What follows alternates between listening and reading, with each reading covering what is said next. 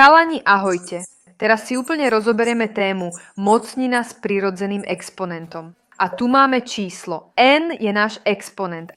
Ak je číslo a rovné 0, potom bude v akejkoľvek mocnine rovné 0. Jasné? Ak je a kladné číslo, potom bude v akejkoľvek mocnine stále kladné. Kladné, áno?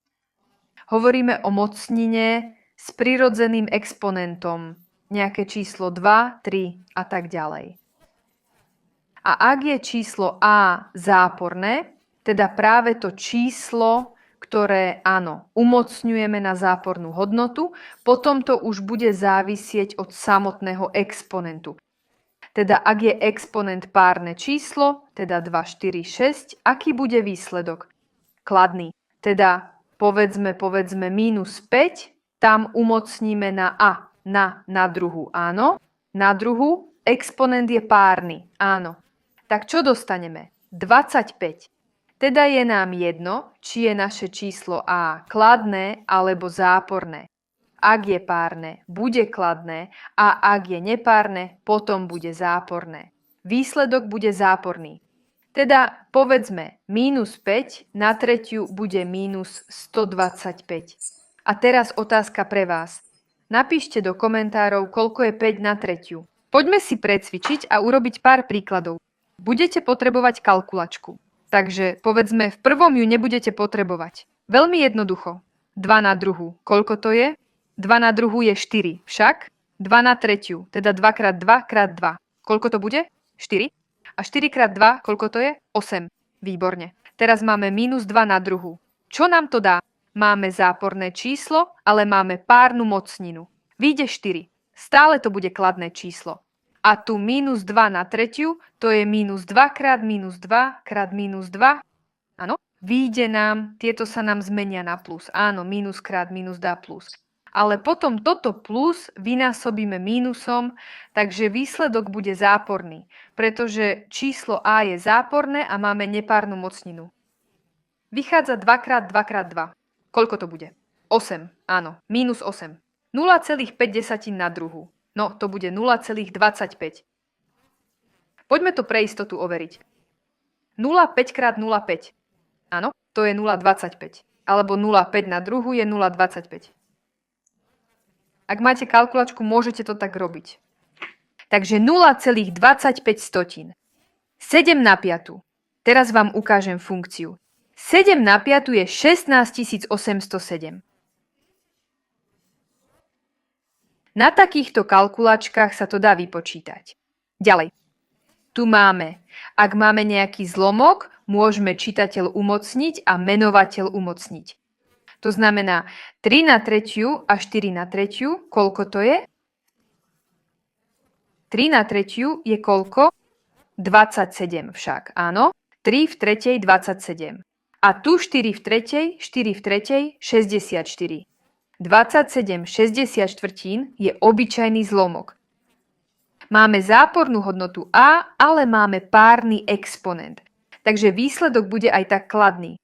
To znamená na druhu 2,4. Na druhu je to 5,76. Výborne. A čo teraz budeme robiť? Ak počítate na kalkulačke 001, áno, na druhu, tak to niekedy zapíšete takto, povedzme 1 krát 10 na minus štvrtú, áno. Čo to znamená? To znamená, že je to ako zlomok. Teda záporný exponent sa nám jednoducho presunie do menovateľa. To znamená, že 1 násobíme, tu budeme mať takto 10 na štvrtú.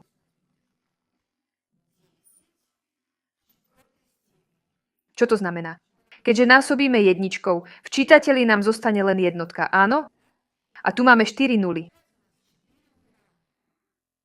10 tisíciny, áno? Čo to znamená? Koľko je 1 10 000? 0, 0, 0, 0. Ešte zostáva 0. Áno, presne tak. 10 tisíciny, áno? Teda ak sem dáme jednotku, vyjde 10 000. Dobre, to je tu tá jednotka. Áno, tá posledná 1 10 tisícina. Teda to vychádza 0, 0, 1 krát 0, 0, 1. Musíme u tejto stovky posunúť čiarku doľava 2 krát. Áno, tu a raz, 2 a musíme ísť doľava. Raz, 2. Áno, vychádza to takto a nakoniec nám vychádza to isté. Teda 3 nuly a 1. Áno, takto to vychádza. 1 desatisícina. Pozrime sa teraz, ako násobiť a deliť mocniny. Ak vynásobíme číslo, napríklad tu máme 2 a 2. Áno, 2 a 2. Teda číslo a je identické, ale máme rôzne mocniny m a n, tak potom musíme tieto mocniny sčítať. A na m tú mocninu krát a na n tú mocninu. Vychádza, že toto je a. Jednoducho sčítame mocniny m plus n. A ak delíme, tak potom ich musíme odčítať. Od m odčítame n. No a ešte, samozrejme, ak a nie je 0, tak potom a na 0 mocninu bude vždy 1. Teda povedzme 5 na 0 mocninu je 1, 3 na 0 mocninu je 1 a tak ďalej. Teda toto je vždy. Treba si jednoducho zapamätať, že v nulovej mocnine je to 1. Teraz sa pokúsime tieto príklady zjednodušiť. Napríklad tu máme 2 na 4 krát 2. Čo je len dvojka? To je 2 na prvú. Však to znamená, že potrebujeme 2, 4 plus 1 rovná sa 2 na 5. Nebudeme to počítať, len vám chcem ukázať, ako pracovať s mocninami. 2 na 5. Tu nám vyjde, tu tiež 1, 1. 1 plus 4 plus 4, koľko to bude? 9 plus 1x na 10. Tu si musíme trochu zamyslieť. Tu máme 0,4 na 5 a tu 0,16. Čo je 16? To je 5. To je to isté ako 0,4, 0,4 na druhu.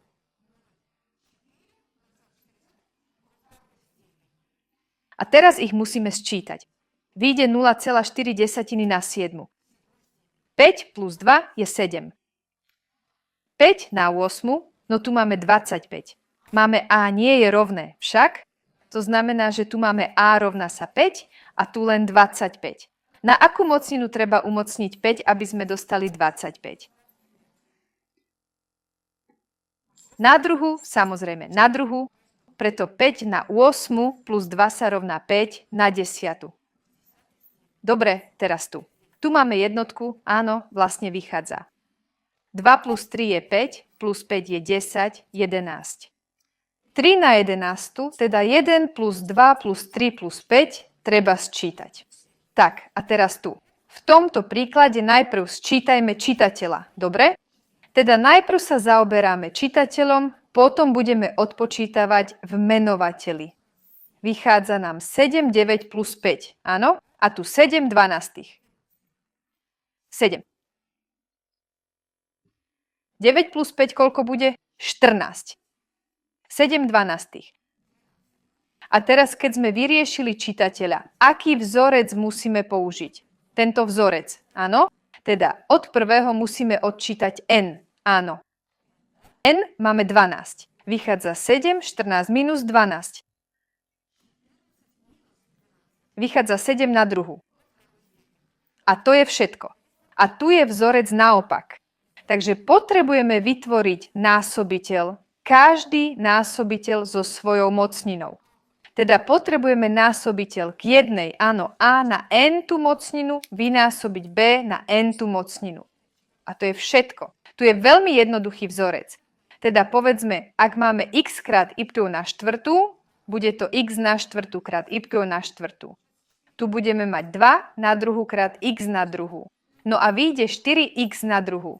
Veľmi jednoduché, nie? No a tu každý násobiteľ, bude ich 5, 15 alebo 2. To je jedno.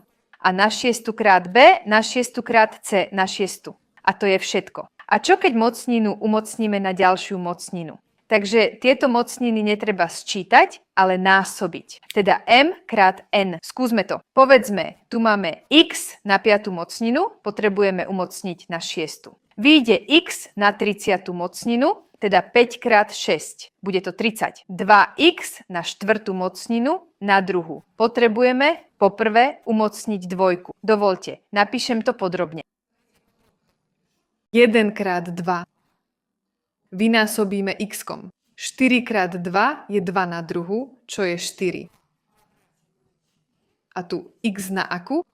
4 krát 2, 8 mocnina. A tu je trochu zložitejší príklad.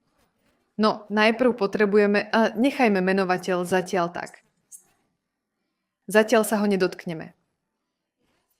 5, 5 na tretiu. Ale musíme to umocniť na štvrtú. Takže musíme vynásobiť 5. 3 krát 4, koľko to je? 12. Vynásobíme. 25. Čo je to? 5 na druhú, áno? 5 na druhú.